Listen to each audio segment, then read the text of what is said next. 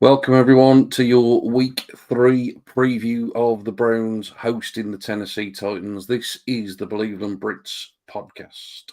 Dog tail! Dog tail! Same old Browns, boys! Just the same old Browns! Garrett's going to get him, and he knocks the ball away. Caught by Donovan Peoples-Jones! Touchdown! He got it! He got Chubb! He's to the 30, 20, 10, 5, touchdown! Wow, what a struggle.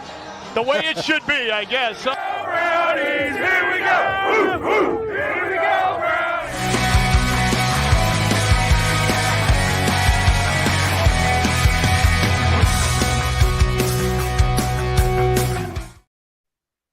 Yeah, we did say earlier in the week that myself and Owain may well get back on this side of the weekend to preview the game with a bit of depth.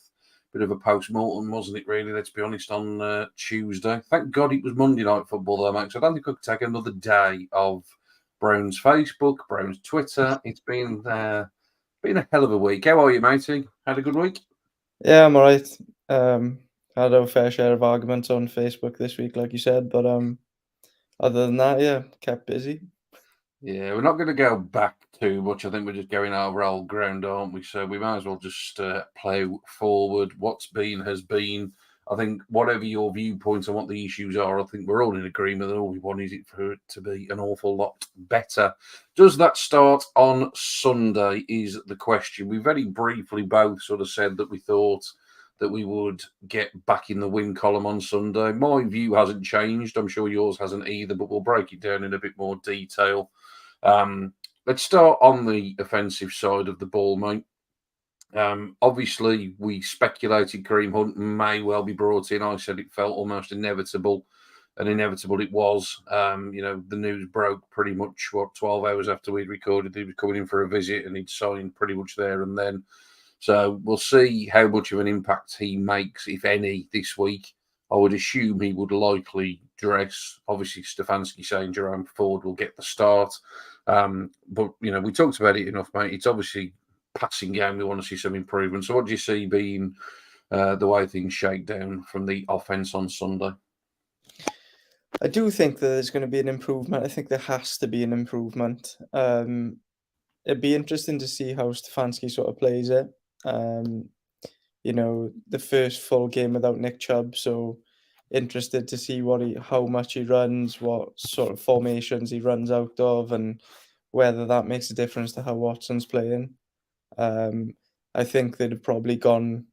Obviously, they watched the game so in depth, and they'd have watched it a number of times, and they would have seen how many sort of checkdowns and stuff that he missed out on. And I think if he sort of starts taking those checkdowns, I think stuff will start opening up. We'll see a lot more run after catch opportunities. I think Elijah Moore probably has a bigger game than he has done over the last couple. I know he got targeted a lot last week, but obviously a lot of those were off target and so on and so forth. So I think they get him involved quite a bit. And yeah, it's a Titans team that, is historic against the run over the last 17 games. I don't think anyone has given up less yards per attempt than them. So, that coupled with Nick Chubb being out is, quite damning for our run game. So the pass has to be better if we're going to win this game. And I think, there'll be chances to do it on Sunday. Hopefully the weather stays how it's supposed to. And yeah, hopefully we see a much better showing out of our offense. Yeah, 563 yards. I just looked it up. That's what the Tennessee defense have given up through the air in just the 2 games. So it's certainly the area that the Browns are going to want to try and exploit. Amari Cooper obviously was a game day decision on Monday. He looked really good. We commented on the fact that he was, an outstanding performance from him as an individual in an otherwise poor night for the offense. He hasn't practiced a whole lot again this week. It feels almost inevitable. I'm hoping it's maybe just the fact that we've got this early bye week and I think they can get him a fortnight's rest once we get to that stage. But he seems a little bit touch and go again this week, mate. Do you think he plays? I think it's entirely possible what you're saying about the bye week being so close. Maybe they think they can just get him through week to week, just let him play, and then, like you said, completely rest him for a week when that bye week comes, and see what happens from there. It's slightly worrying, to be honest. We're only at game 3, and the injury that obviously hampered his off season is affecting him already. Whether that's scar tissue from the surgery that he had, or something else, it's obviously affecting him, which is concerning when you're looking at the overall picture of this season and how important he's now even more important now that Nick Chubb is gone. So yeah, concerning. I think if they're gonna if he's not gonna, so say he doesn't play this week and he doesn't play next week, I suppose that gives him like a month to sort of rectify it. And if you're gonna miss 2 games going against a Titans pass defense that is not particularly good, and then a Ravens secondary that are, again, not particularly good. They don't know if Marcus Williams will be back by the time we play them, but they're missing a few there as well. So I suppose on the bright side, not two particularly great pass defenses we're coming up against in the next 2 weeks. So if he is going to miss a few games, you'd probably rather him do it now than later down the road. So, but obviously it would be much better, especially with the way their offense has struggled over the last 2 weeks. It'd be much better to have him there than not. Yeah, no, absolutely. Like I say, we'll wait and see if he does go. If anything, I'm probably less confident this week than I was last week, to be fair, the way that it seems to have trended, but we'll see how it goes. Outside of Cooper, there's been flashes of Elijah Moore. We've seen that, in terms of using him in the backfield. There were a few plays that were left on the field where Elijah Moore was open the other night. He seems to be slotted in quite nicely. It's been a fairly slow start for Donovan Peoples-Jones. He seems to be the wide receiver that's on the field, snap-wise at least, the most, but certainly not a lot of targets going his way. Obviously, it's a name that a lot of people were speculating at the start of the year that he may well be moved on from at the end of this season. There was, other sides of the camp that were potentially hopeful he could become, essentially a competent enough piece of this offense that it'd be Amari Cooper that you could potentially move on from. But certainly through 2 games, DPJ certainly, I wouldn't say he gone missing, but some worrying signs there for me, mate, because as I say, he certainly played the most snaps the other night and didn't really register anything in the stat sheet, did he? No, but you wonder how much of that's him and how much of that's been on the QB and the offensive line, because I actually went through the majority of the all 22, I think it was possibly Wednesday, because I was interested to see how sort of the wide receivers, obviously when you're watching the TV view, you can't see are the wide receivers creating any separation, is Stefanski scheming stuff up, and there were a few occasions where he was just wide open, and like I remember there was one, I think I may have shared like a screenshot in our chat where he's running like a deep over, the pocket starts to break down. So like TJ Watt beats Taylor after like a couple of seconds, but DPJ is running wide open. And if Watson was playing with anticipation at the minute, he could have just thrown that ball, and DPJ would have had a big, a 20-yard odd catch, and then there was space for him to run after it as well. So you wonder if, same with Elijah Moore, like the QB situation's not helping either of them. The offensive line situation, which they are struggling a little bit. I will give Watson that although he's holding on to the ball quite a lot, the offensive line's not been great, like especially over left tackle, and Wyatt Taylor's not been great in pass pro either. So if they can sort of clean that up, it'll be interesting to see if he does get a few receptions on the weekend. But it's something to monitor for sure, like up till the trade deadline, because of the way this wide receiver room is sort of set up for the next few years. I don't think they're going to want to move on from Cooper anytime soon. I don't think they should want to move on from him anytime soon. Elijah Moore, I think, has more potential than DPJ, and he gives something a little bit different. He also is coming up on contract year next year.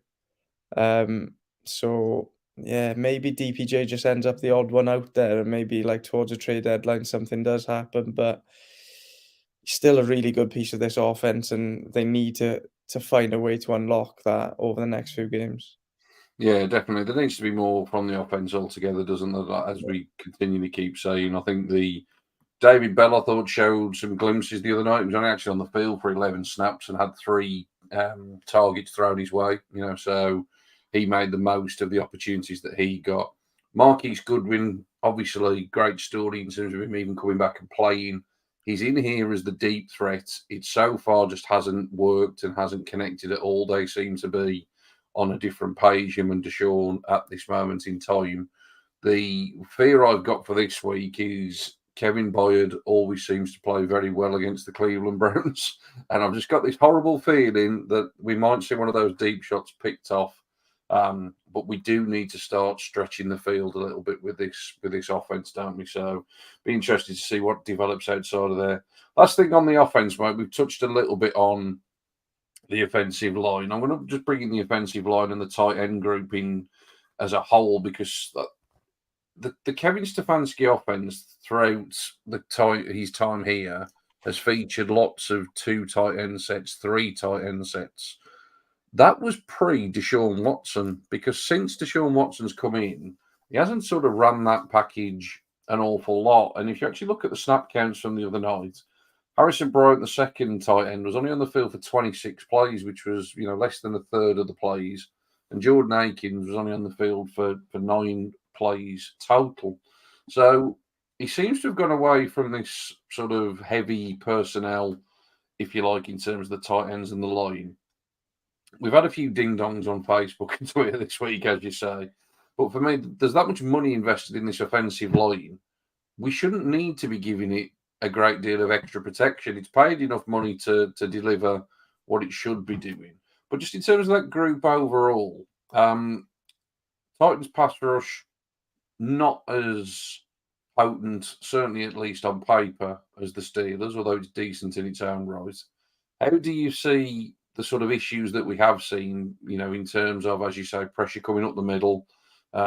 Certainly left tackle, possibly more of an issue than right tackle.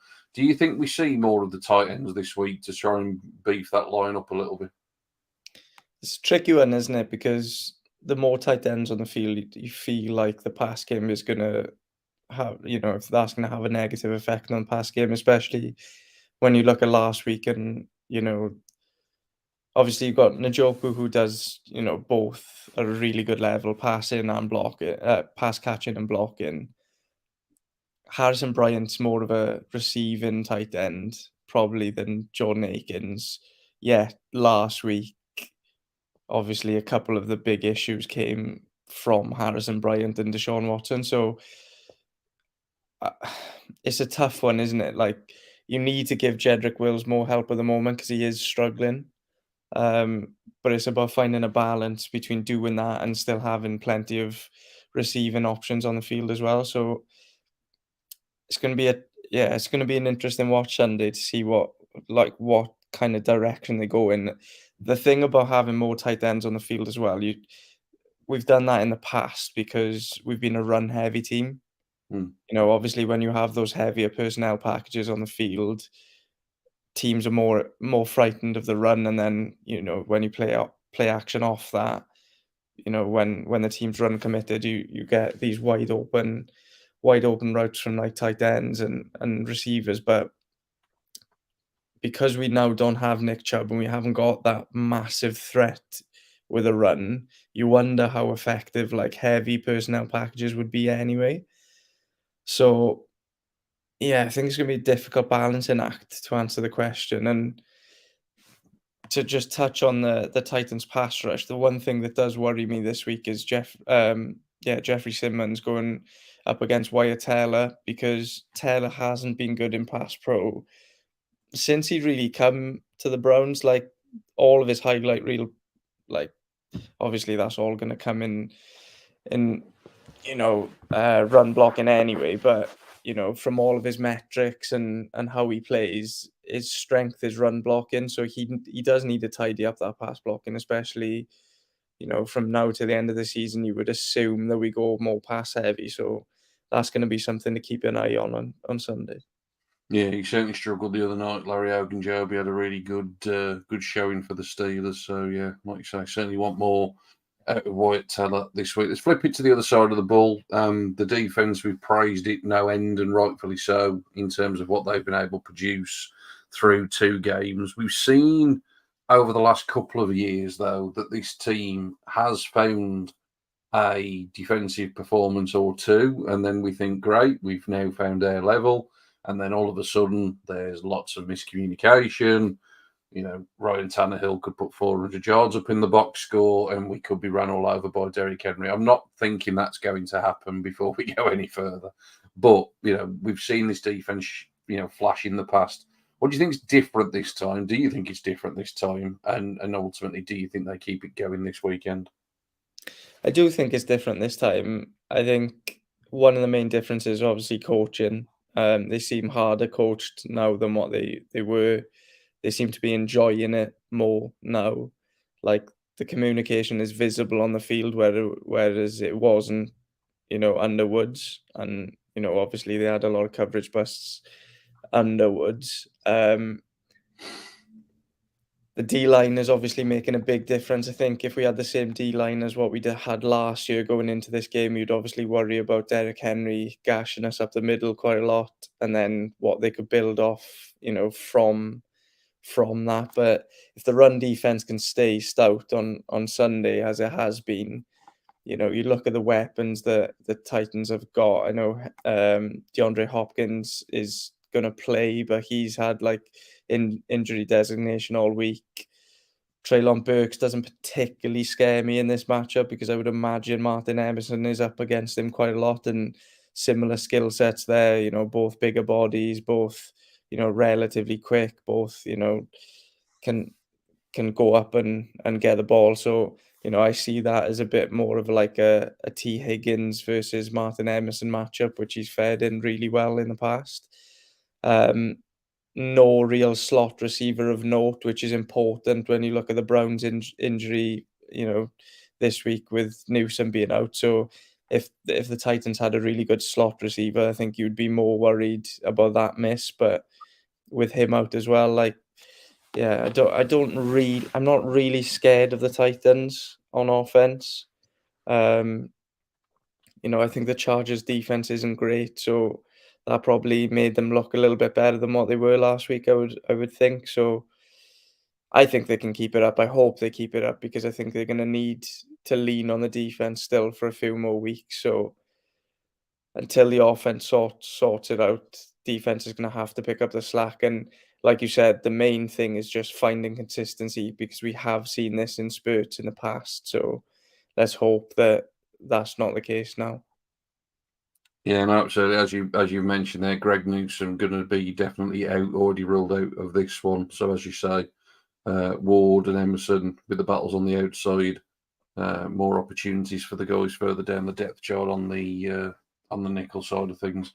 Myles Garrett's got a lovely matchup. He goes up against Chris Hubbard predominantly. Chris Hubbard, who obviously was with the Browns for a number of years, starter or sort of ended up as a starter when he first joined, and then obviously was kept around as like the 6th and 7th lineman, bit of a swing tackle, but he's a bit of a revolving door. So Myles Garrett should be in for a big game. Zadarius Smith seems to have come through his injury scare from Monday night. That looked potentially like a bad one. And as you say, I'm just really excited to see this line again. I think Maurice Hurst has been the real find for me. He's the one that's probably made the splash plays, and that's not taking anything away from the contributions of Harris, Tomlinson. Even Jordan Elliott has looked better because he's got better players around him, although he's still probably the weak link of the group. In terms of Myles Garrett, mate, it's one of those that's similar to what I said about DPJ. He doesn't show up necessarily in the stat sheet, but I know you're a fan and I'm a fan, and I would recommend to anybody that really wants to get into sort of understanding the game after the game and watching the film and breaking it down. Jake Burns is an absolutely fantastic follow on Twitter.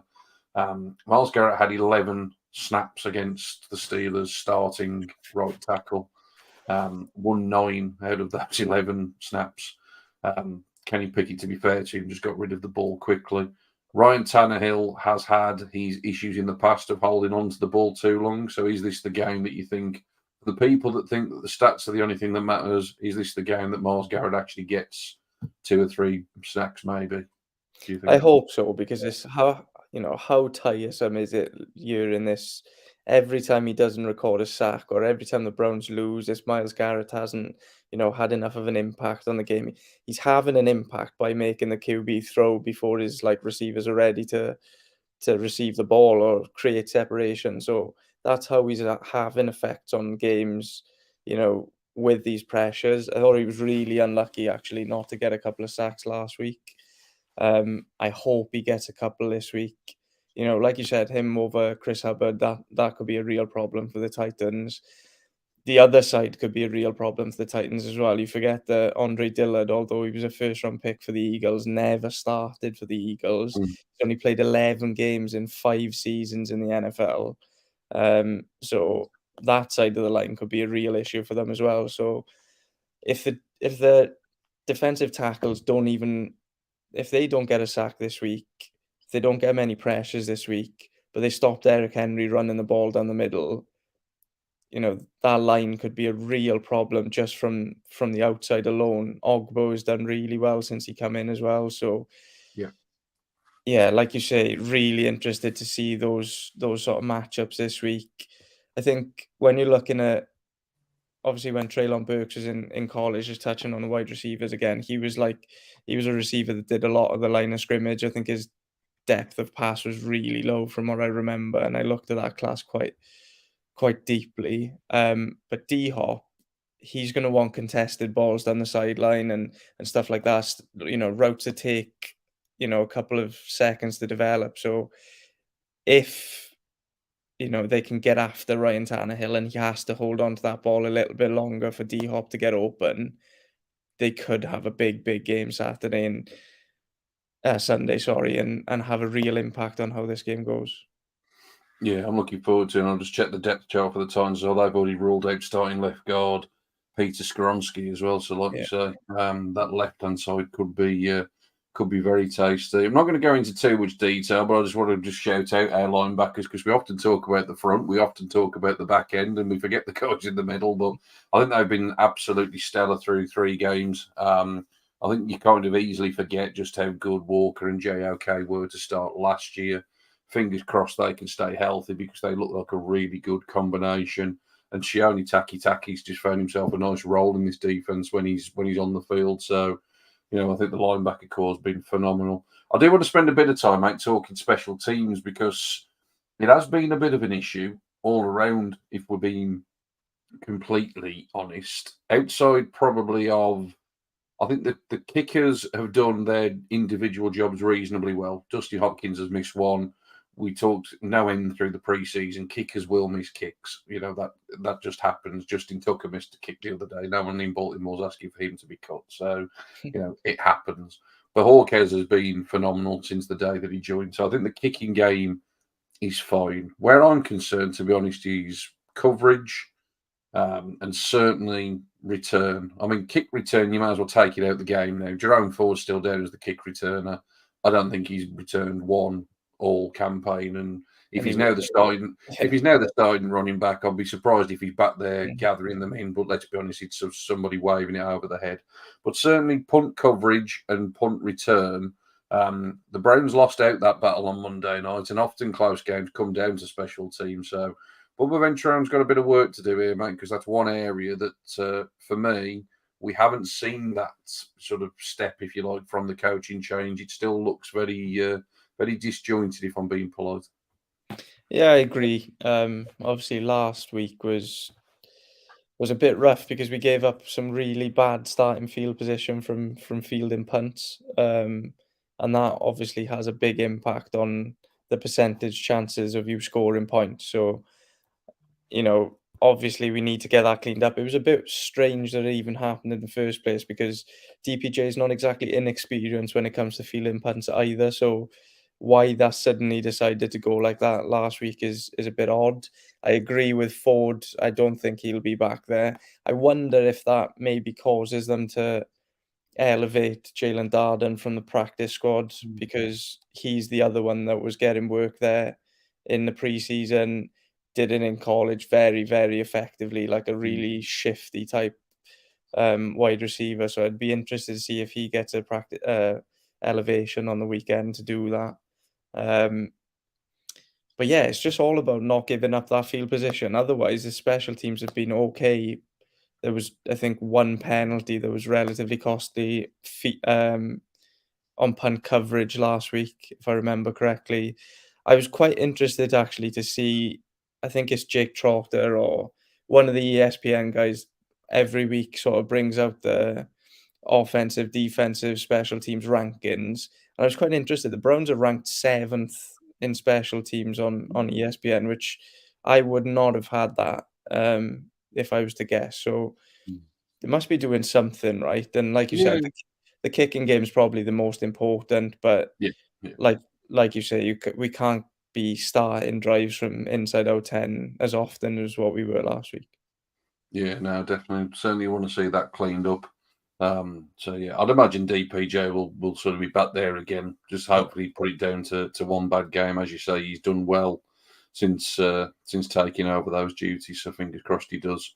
Right, mate, let's get a score prediction. We both sort of said that we thought they would win the game on Monday. So we had a few days to think about it. Appreciate I'm possibly putting you up against it there, just throwing that on you. But let's get a score off you, mate. What do you reckon? Browns Titans this Sunday?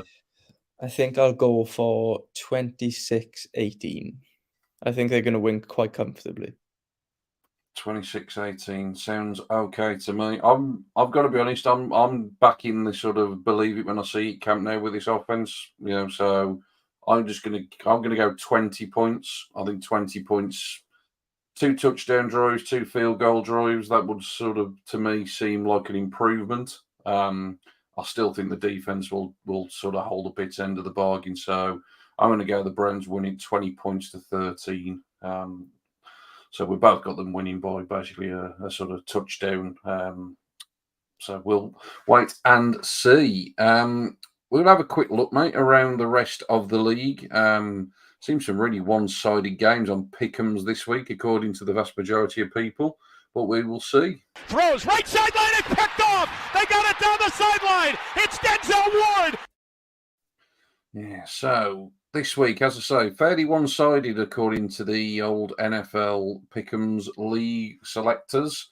I've got a point in the win column at least this week after a disaster last week. I'm sure most people probably went with the 49ers last night. I didn't do that well, though, because I forgot to put a margin in, so I'm 18 points down on my margin, but at least I got the tick in the right box.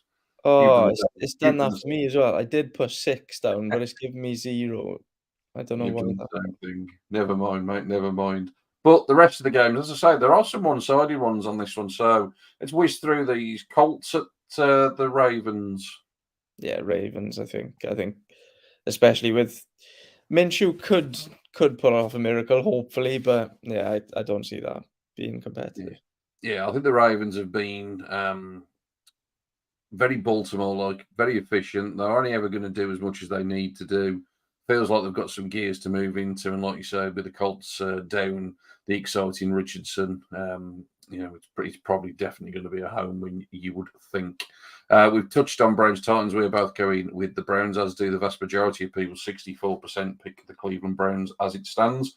Falcons Lions. I think this is quite a tasty matchup. It won't surprise you that the vast majority of people go with the Lions. But don't forget the Falcons are 2-0. So which way are you going, mate? I'm going to go with the Lions in this one. Yeah, I'm going to go with the majority, which in these type of games, I don't actually often do it, but I just think Desmond Ridder is terrible. I think he's really, really bad. And, without the QB, you're nothing in this league. And I think the Lions have enough to get over the line there, I think. Yeah, I would agree. I tend to agree. I think the Lions, certainly on the offensive side, will do more than enough. And I just struggle to see how the Falcons keep up with them. Although, obviously, Bijan Robinson is excellent if the Falcons can keep the game close enough to make him a huge part of what they do. Saints travel to Lambeau to take on the Packers. 2/3 go with the Packers on this one. Are you with the majority again? don't actually know what I picked for this one. If I was to do it now, I would probably go Packers just because it's home field advantage. I think they're quite similar. I wouldn't, obviously the bookies give you 3 points for being at home, probably a touch more because of where it is as well. Um, yeah, so I think they would probably be favoured by a couple of points at home against the Saints. Yeah, I've actually gone with the Saints in this one. It's not because I've got a huge amount of confidence in the Saints, if I'm being honest. I just don't have a lot of confidence as of yet in the Packers. I sort of had my real sort of out there season prediction was the Packers might end up even in the conversation for the number one overall pick. Wow. Just because I think there is such a lack of experience on that offense. And obviously, Jordan Love is so important to whether that's he's a success or not. I think the Saints' defense is pretty good, so I think that can cause him some trouble. So I've gone with the Saints. I don't think I need to ask you the next one, but I will anyway. Texans, Jags. Yeah, it's got to be the Jags, isn't it? Yeah, it's got to be surely. And then same again, I would guess, mate. Broncos, Dolphins.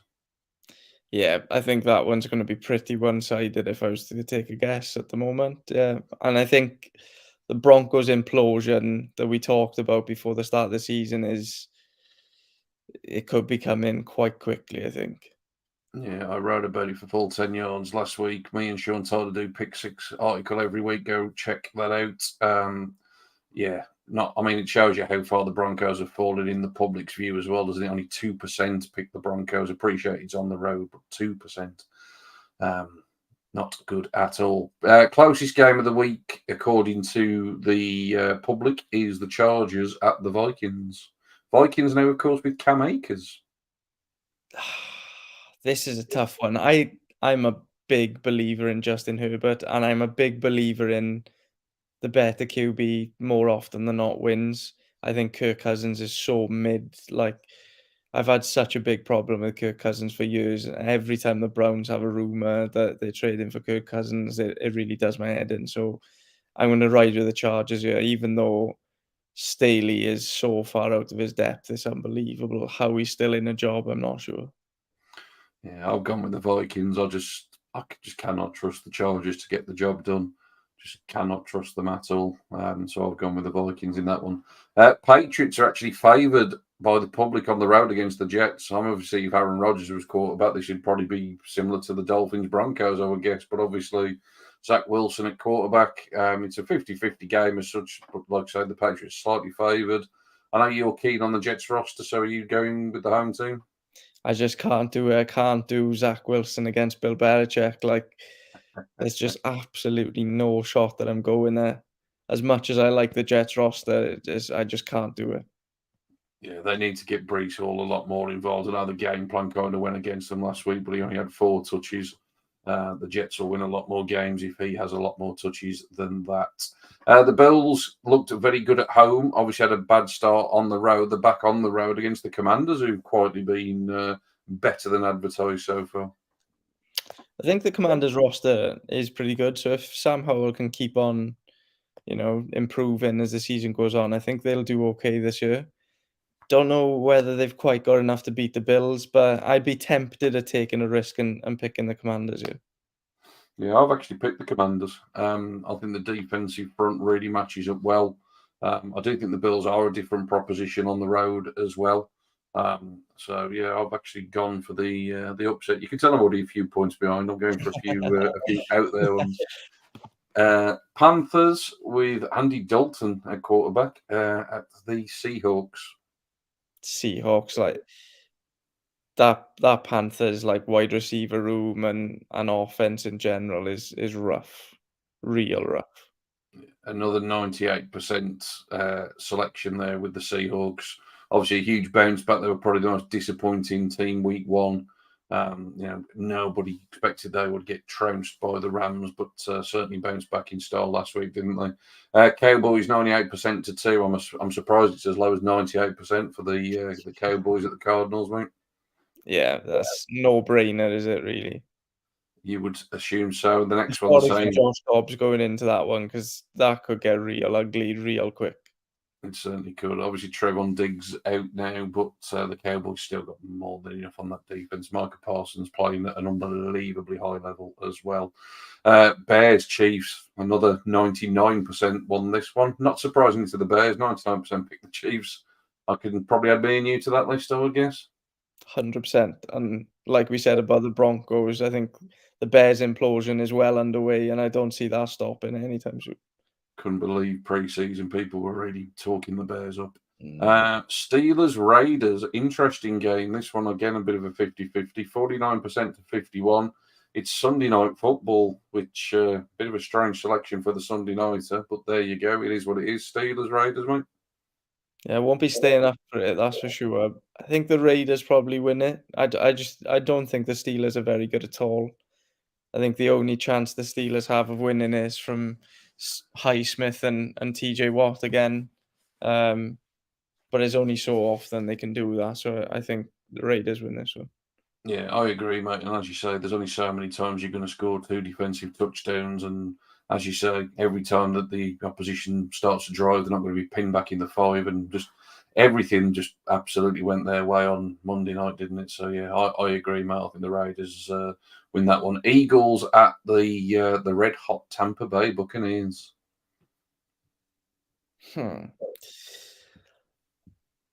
I want to ride with Baker so bad, but it just seems like a game that he's going to have an absolute stinker in, doesn't it? So I'll take the Eagles, but I want Baker to win this game so badly. It's part of the Monday night doubleheader that we, for whatever reason, get in weeks 2 and 3 of the season. It used to always be week 1. Now we get 2 in week 2 and 3 randomly. And it's rounded off with the traditional Monday nighter. Rams at Bengals. Now, before you give us the pick on this one, mate, we've had so many games that have been like 98%, 99%. You would have thought the Bengals at home against the Rams, who everybody thought would be absolute dog shit this year. It's currently only 66% of people picking the Bengals, mate. Are you on the 66 or are you taking a chance on the Rams? I am not on the 66. I'm taking the Rams, yeah. And I think I'm not sure if Burrow plays. I'm not sure if he plays. I know he's been out throwing, but I'm not sure if they risk him going up against Aaron Donald, and I wouldn't blame him if they didn't. It's getting desperation stage, isn't it? Because we're all expecting that Baltimore's going to move to 3-0. If the Bengals drop to 0-3, I'm with you, mate. I'm on the Rams. I'm getting worried how much me and you were starting to agree. Things are certainly starting to go wrong. But yeah, I think the Rams have been so much better than advertised. Stafford's been absolutely lights out. Fair play. He's been probably the standout QB in the league so far this season. Absolutely. And when you think about the players that he's missing and all the rest of it, I think it's been a real unbelievably good start from the Rams. Pushed the 49ers close. Obviously, the big win against the Seahawks, as we talked about. It's another difficult game on paper, but like I said, I just found that really interesting, seeing how one-sided so many of these games have been from a Pickham's perspective. That one's as tight as what it is. But me and you are obviously on the outsider as well, mate. So maybe there is something in it. That is us, and that is your game preview for Sunday. As I said right at the outset, we're all entitled to an opinion, but the only opinion that we all share is that we want the Browns to be an awful lot better than what they were on Monday night. So let's get behind them. Let's hope they get back in the win column. It'd be nice to set that Ravens game up headed into the bye, wouldn't it? If we could get to 3-1, things would seem a lot rosier in the Garden. We will likely be back. I say likely because we still need to work a few things out, but we will likely be back post-game on Sunday night itself. That's what we're going to try and do this year. We need to work a few things out, as I say, so I'm not going to commit to it 100%, but whether it's Sunday or whether it's Monday or whatever the case may be, myself and Owain will keep the train rolling for the next 3 weeks while Josh is off in Japan. Hope you're enjoying yourself, Bossman. If you're listening to us on the aeroplane, enjoy your well-earned break. From myself and Owain, it's been an absolute pleasure. Good luck to the Browns on Sunday, and fingers crossed, as I say, we can get back in that win column. We'll see you soon on the Believe in Brits podcast. Bye.